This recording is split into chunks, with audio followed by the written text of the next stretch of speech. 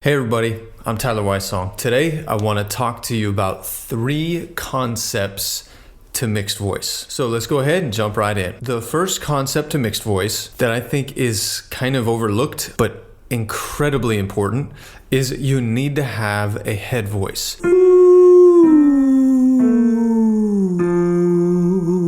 This easy quality voice that we're bringing down as low as we can. So I'm not going like this. We're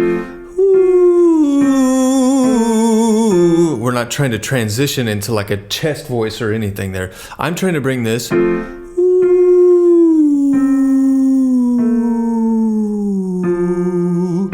I want my brain and my vocal cords to realize that they can bring that light mechanism down a lot farther than maybe what we think we can. That right there is super important for singing in mix because you need to give your voice a place to go. The second thing is doing some sort of semi-occlusion. There's some that I think are more effective than others, but ultimately you're gonna have to experiment because everybody's different.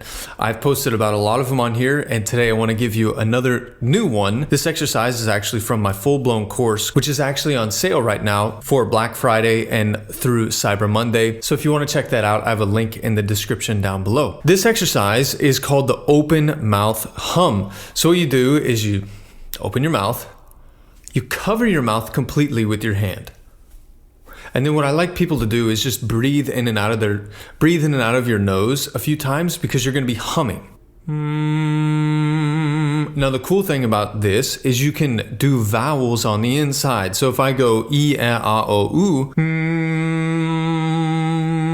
you can somewhat hear the vowel changing around. So we can start to get that really easy resonant feeling in the context kind of a vowel. And so then what you do is take it on a scale.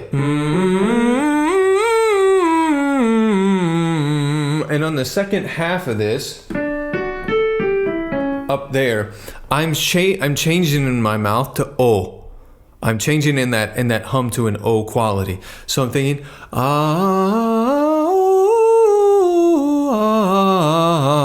that's what I'm thinking behind my hand. And that slight narrowing, that modification, although it's not absolutely necessary, is really useful into getting us into mix. So remember, when you semi-occlude the vocal tract or partly close it off somehow, puffy cheek or humming or whatever, right? There's tons of them. It has been shown that you help to put the chords in more of a mixed registration. In other words, you're not pressing the vocal cords too hard together, but you're not just in that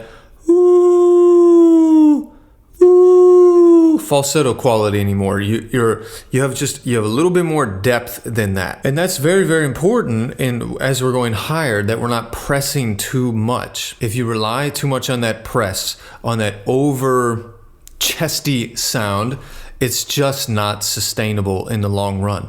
So we're not trying to just hit one note, we're trying to sing a whole song. And more than likely, we're trying to sing a set of 30 minutes, probably more than that. Out here in Nashville, a lot of people will play 3-hour gigs. So you have to have a technique that is sustainable. The third concept that I think is really important to mixed voice is once we open the mouth and we're singing normal vowels and just singing in general, if we can somehow have what some are referring to as a beneficial narrowing basically at all times in terms of technique. And so there's several ways to do this. Of course, the ooh, oh, the lips can round, and that creates a bit of a narrowing, but not all sung sounds are on ooh and oh. Well, another one that I think is really, really useful is a higher tongue dorsum. And the dorsum is just the upper surface of your tongue. And so depending on the vowels, if it's a front vowel, e, I, these types of vowels, the tongue dorsum is going to be more toward the hard palate. Not exclusively, but it will be more toward the hard palate. If you are singing a back vowel, ah, o, oo, you know, these types of vowels, the tongue dorsum is going to be more toward the soft palate. So what I like to do though is use the E vowel to teach the other vowels how they can have a little bit of a higher tongue posture. So for example, E, ah, I'll do a double scale like this, and because of the transition that my tongue e-ah has to make, the tongue is going to be in maybe a slightly different place, maybe a slightly higher place than what I would typically do on my ah vowel.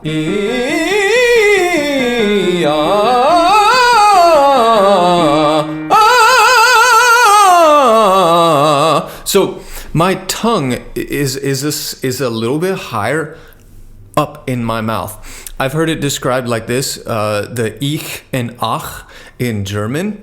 Maybe that's probably to their extremes, but for the front vowels, the tongue is going to be closer to that ich position, and for the back vowels, ach type of position, and then you can kind of go from there as a starting point. For me, I have kind of given up on the idea that the tip of the tongue has to be by the bottom teeth at all times. Sometimes it is. If we're going to allow the tongue to be slightly higher toward the roof of the mouth, we can't force the tip of the tongue to be by the bottom teeth at all times. It just doesn't work. But I just wanted to get you thinking today, the 3 concepts, which I'll summarize here. You need a head voice and or falsetto, completely released sounding voice.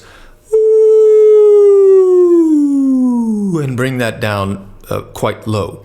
Then do some sort of semi-occlusion to start encouraging the vocal cords in more of a mixed configuration.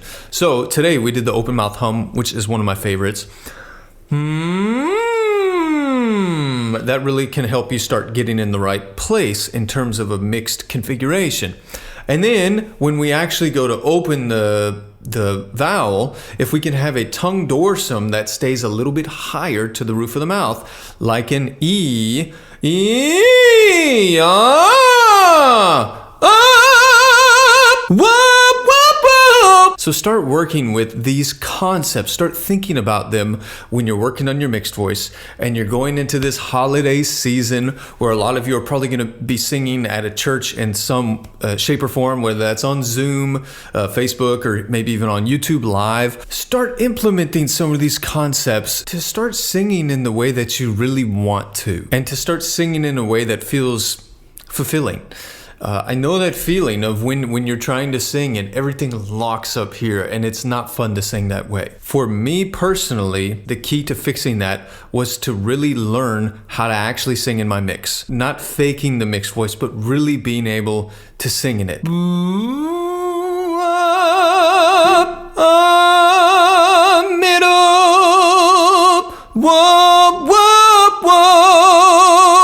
Just being able to live in that middle place right there I'm telling you, can completely revolutionize and free your voice for good. It's addicting when you start singing that way. I hope that this video adds value to you and to your voice. If you did like this video, please give me a thumbs up. And if you haven't yet, go ahead and hit subscribe to my channel so that you'll be notified when I release more videos just like this one. Until next time.